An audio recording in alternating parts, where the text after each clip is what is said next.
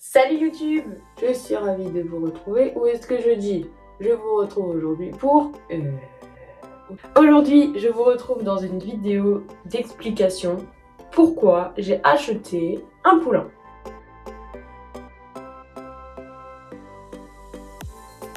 J'ai dû la prendre avec moi parce que sinon, elle aurait pleuré tout le long de la vidéo. C'était foutu. Et oui, finalement, pourquoi je n'ai pas acheté un poney ou un cheval déjà expérimenté que je peux monter, faire des séances, emmener en balade, etc. directement. Pourquoi est-ce que j'ai pris un poulain alors qu'il y a tout à faire? Eh bien, je ne suis pas marseillaise. En effet, il y a une raison à cela. Déjà pour commencer, pourquoi un Haflinger? Pourquoi Mini? Pourquoi elle? Au tout début, quand je cherchais un cheval, me articule! Au début, quand je cherchais un cheval, j'en cherchais un déjà un petit peu âgé, donc entre 12 et 15 ans, même 10, 10 et 15 ans, déjà expérimenté, déjà monté, qui connaît déjà tout, histoire de ne pas avoir cette responsabilité-là en premier cheval. La responsabilité de la manipulation, du pré-débourrage, du débourrage, enfin tout ça en premier cheval, c'est pas évident pour tout le monde. Donc j'ai fouillé les annonces, j'ai mis surtout des annonces sur Facebook et sur Le Bon Coin. Donc on m'a conseillé plein d'endroits, plein d'élevages, plein d'écuries qui vendaient de super chevaux qui savaient déjà tout faire. Je n'en essaie aucun. Pourquoi? Je reçois des messages de plein de chevaux, souvent des salles français, des trotteurs. Je reçois en fait des annonces de chevaux qui savent tout faire, donc qui seraient plus adaptés à mon niveau, mais ce sont des grands chevaux, ce sont des races que j'ai pas trop de connaissances dessus. J'aime tous les chevaux, j'aime toutes les races de chevaux, mais les pur sang et les trotteurs ne sont pas des chevaux qui me conviennent au quotidien. Moi je suis team poney, alors j'aime bien monter des chevaux de temps en temps, c'est cool, mais j'adore les fjords, les Haflinger, les Henson, les Irish Cob, tout ce qui est cob. C'est notamment avec mes années de centre équestre que j'ai appris à aimer les poneys à ce point et à avoir une mauvaise expérience sur les trotteurs, les pur sang. Parce que en centre équestre, en tout cas dans mon expérience personnelle, ils étaient complètement allumés. Ils m'ont juste fait peur. Donc disclaimer, je sais que ce n'est pas le cas de tous les pur sang, de tous les trotteurs, mais dans mon expérience personnelle, à chaque fois que j'en ai monté un, ça ne s'est pas bien passé. Et même avant de le monter, ça ne s'est pas bien passé. Et je suis consciente que ce n'est pas dû à la race, mais à l'éducation derrière. Mon cerveau de petite fille, il a grandi avec cette idée-là.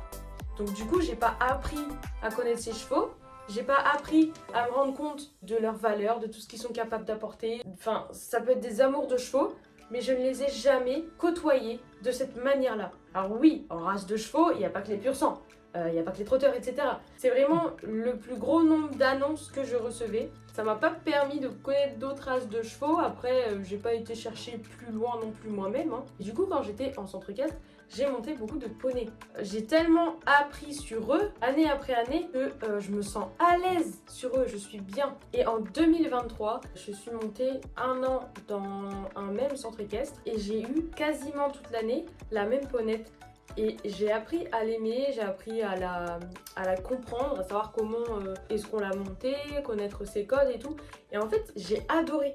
J'ai adoré. Et ensuite, dès que je montais un autre cheval ou poney, je n'étais pas à l'aise. Et dans mes précédentes années de centre équestre, j'ai monté un fjord et j'avais adoré.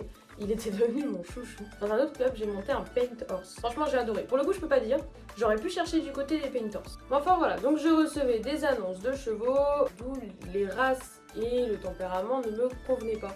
Et au lieu de chercher un petit peu plus loin ou d'autres types de races, j'ai commencé par voir des fjords en annonce. Du coup, moi j'étais super intéressée, mais c'était hors de mon budget. Le budget d'achat n'est pas le même que le budget d'entretien de cheval. J'ai fouillé, et je suis tombée sur une superbe Irish Cob. Rien à voir. Mais l'annonce était magnifique. Les photos étaient mes pépites. Et je me dis, mais incroyable! Elle était trop belle. Ma robe préférée, c'est l'alezan. Pour ceux qui me connaissent, vous le savez très bien. Elle est alezane. Incroyable. Et au-delà de la beauté, je lis l'annonce et au fur et à mesure de l'annonce, ça me plaît. Sauf qu'à la fin de l'annonce, je vois pouliche de 2 ans. Je me dis, ah, une pouliche. Bah c'est parti. Allons-y, prenons une pouliche après tout. Pourquoi est-ce qu'on prendrait pas une pouliche finalement? Pourquoi?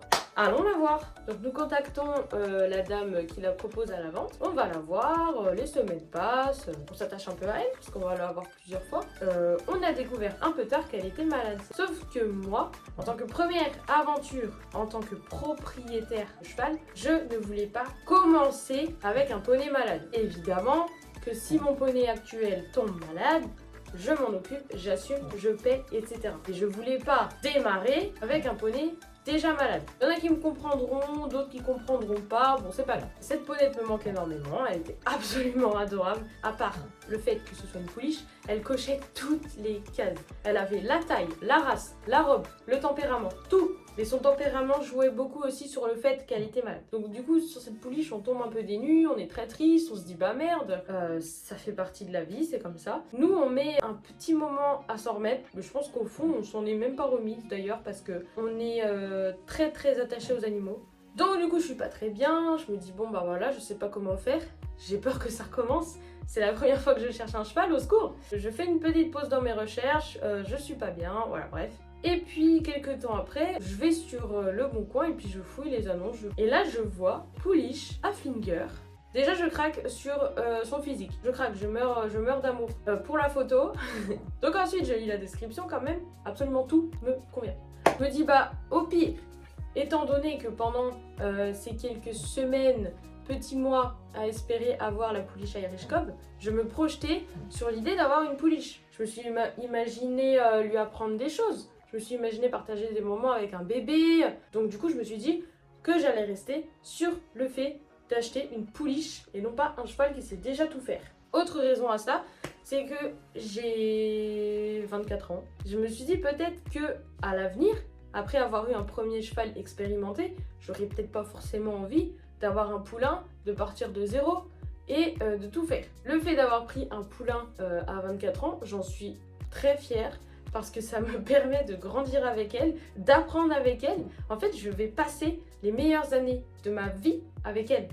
En fait, je vais tout apprendre. Ce que c'est que d'avoir un cheval, la responsabilité que c'est d'avoir un poulain, ce que c'est de le travailler, de tout lui apprendre, de le désensibiliser, etc. Je vais tout apprendre avec elle. Il y aura plein d'échecs, mais il y aura plein de réussites, ce sera super. Et quand on sera vieille, elle et moi, quand on sera plus vieille, je serai tellement fière d'avoir fait ça. Je serai tellement heureuse d'avoir pu apprendre à une pouliche tout ce que j'ai envie de lui apprendre. Enfin, c'est génial, c'est que du bonheur en fait. Donc voilà, déjà, question d'âge, peut-être que plus tard, j'aurais pas envie d'avoir un poulain et de recommencer de zéro. Donc je me dis, je suis jeune, prenons une jeune, évoluons ensemble, tout simplement. Donc on va voir cette ponette. J'apprécie la voir, j'apprécie le moment passé avec elle, voilà, on apprend à la connaître, on la regarde, ok, je l'aime bien, mais je n'ai pas le coup de cœur comme j'avais eu pour la précédente pouliche. En fait, mon cerveau, il est resté bloqué sur la Irish Cob, je la voulais tellement, et je m'étais tellement projetée avec elle, je n'arrivais pas à me dire que, en fait, je devais choisir un autre cheval. Au final, vu que je l'aime bien, que j'aime bien la race et qu'elle coche toutes mes cases, donc elle a un peu de jus, de peps, ça me plaît et je finis par me projeter avec elle aussi sans avoir pour autant de coup de cœur. Je l'aime bien et j'ai pas encore de coup de cœur, mais je m'engage quand même avec elle. On va la revoir une deuxième fois et là je fais une mini séance de travail entre guillemets dans un petit rond pour lui apprendre en fait à passer sur une planche en bois. C'est histoire de la connaître un peu, de voir ses réactions, voilà. Donc au final, j'adore, je finis par avoir un coup de cœur. Là je me dis, je ne veux qu'elle.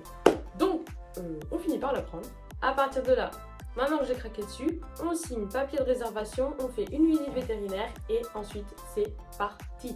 Donc nous, on regarde les pensions, on regarde les écuries aux alentours et tout, puis on finit par trouver une écurie. Donc on y va, on se rend à l'élevage, on prend la ponette, on se rend aux écuries, et là, c'est le bonheur absolu, mais le stress infini. Je me pose plein de questions, mais j'ai pris un poulain, en fait je commence à réaliser. Je me dis mais j'ai pris une pouliche, mais elle connaît rien, enfin, faut tout lui apprendre. J'aurais dû prendre un cheval qui sait déjà tout faire. Et puis, j'adore monter à cheval. Je ne vais pas pouvoir la monter avant plusieurs années. Au secours, au secours, au secours, au secours. Dans mon cerveau, ça fait sting, sting, sting, sting. Et du coup, le plus dur dans l'histoire, c'est de prendre confiance en soi. Parce qu'en fait, elle m'y oblige. Mais je parlerai de tout ça dans une prochaine vidéo. Pour conclure, la véritable raison pour laquelle j'ai pris un poulain, c'est le hasard de la vie. Quand je cherchais un cheval, j'ai vu plein de gens qui ont déjà des chevaux qui disaient qu'ils avaient mis plein de critères dans leurs annonces et qu'au final ils se sont retrouvés avec tout l'inverse de ce qu'ils avaient noté. Je vous laisse là-dessus avant que la vidéo fasse 40 minutes parce que je pourrais parler d'elle pendant 1 heure. N'hésitez pas à vous abonner si vous voulez suivre l'évolution de son travail. Mais je ne vais évidemment pas partager que son travail. Je parle beaucoup de ça dans mes vidéos, mais je partage des moments ensemble, des moments de complicité. Il n'y a pas que le travail dans la vie. Donc si mon contenu vous intéresse, n'hésitez pas à vous abonner et à liker. Et on se retrouve la semaine prochaine pour une nouvelle vidéo. Salut!